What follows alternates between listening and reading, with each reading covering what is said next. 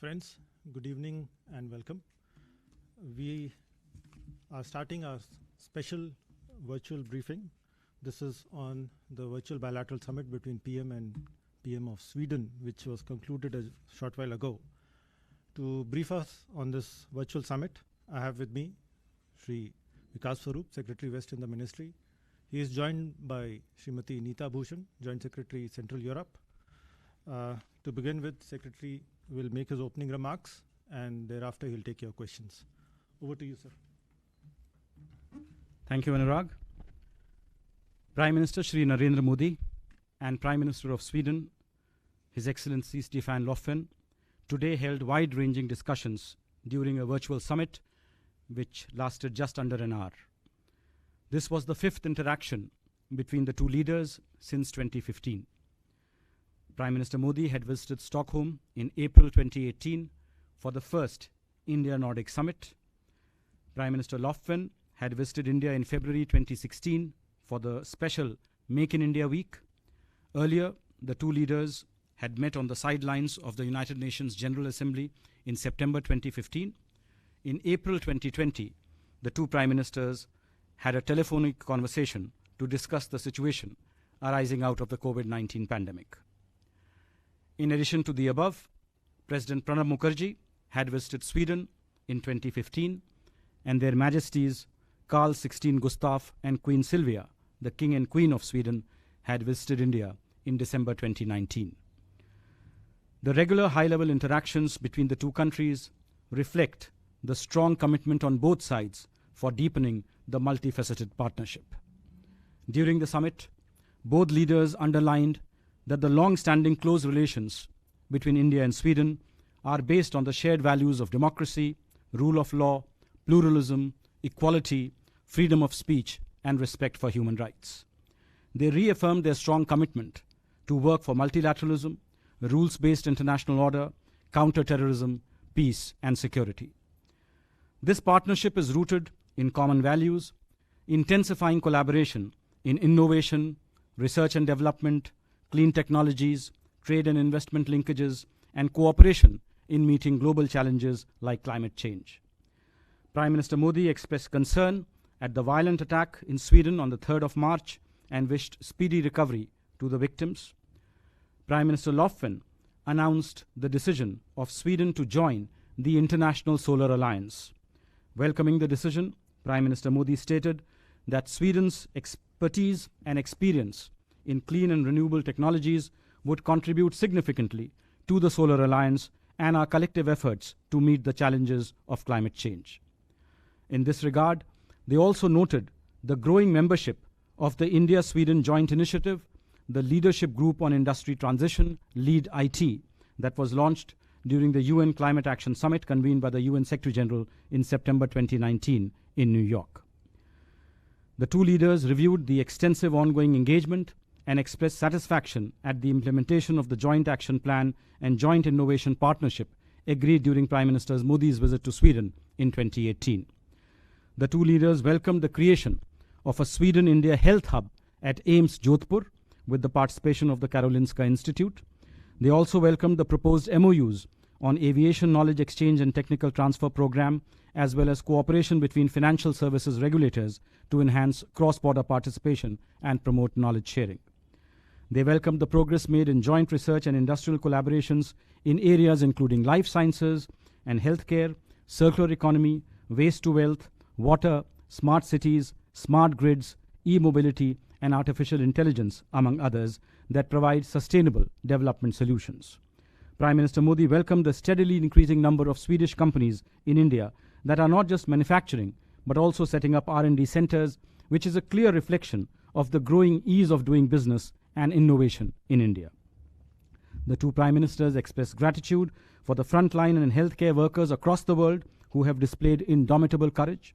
They appreciated the remarkable efforts by researchers and entrepreneurs who have joined hands with governments to meet the challenge by producing vaccines in record time.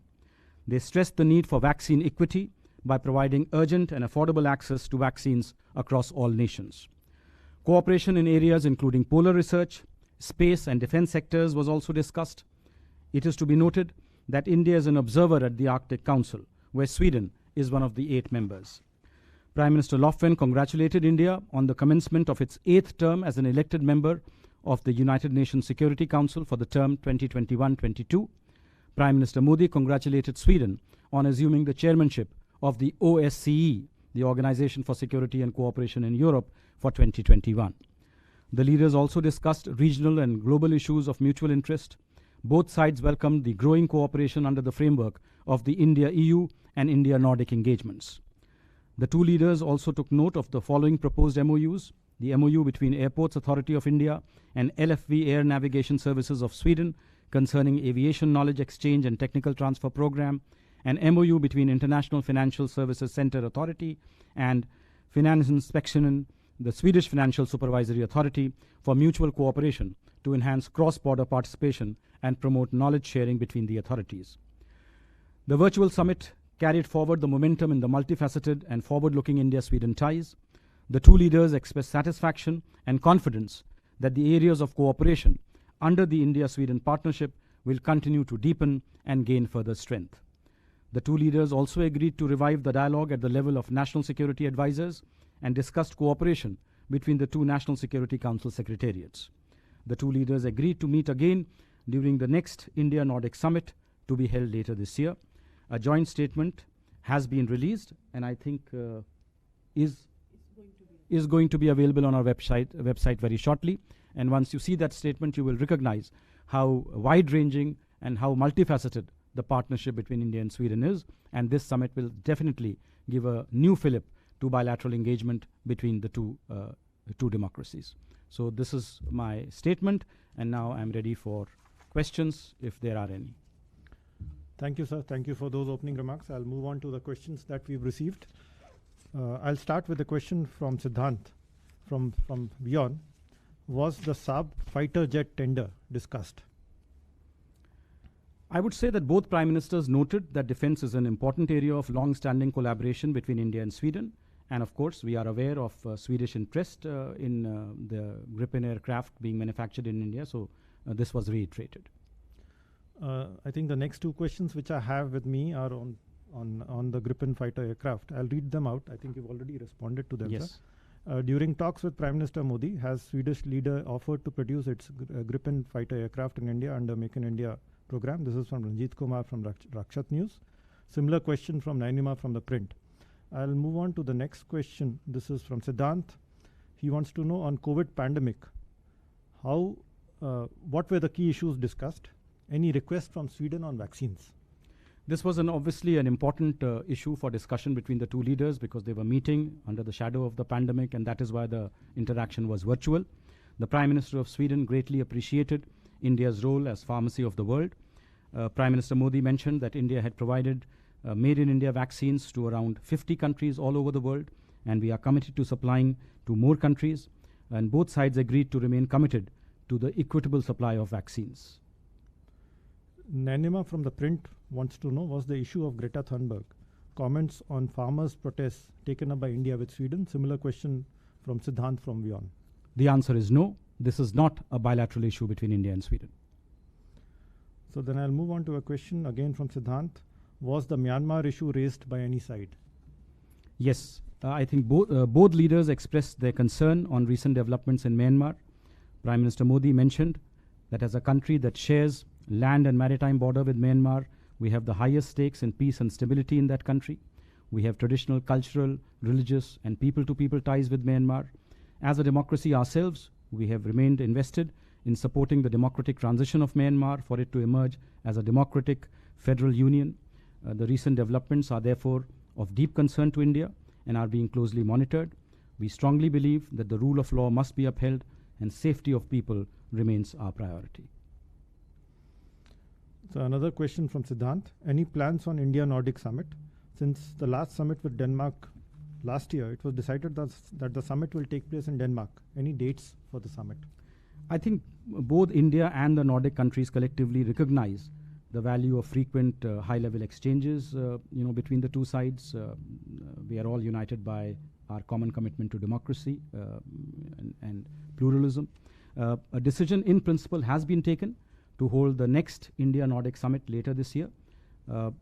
I'm not in a position to provide further details at this stage. A question from Shankar from India versus Disinformation, whether terrorism was on the agenda for talks between the two countries. I think both leaders recognized the threat from terrorism and extremism. Prime Minister Modi, as I have already mentioned, expressed his concern and condolences over the violent attack in Sweden on the 3rd of March and wished speedy recovery to those injured in the attack. So then there's a question from Huma from the Financial Express. India has in January unveiled its draft Arctic policy. Sweden is one of the core members of the Arctic Council. Did the two leaders talk about how India can be more involved in the region?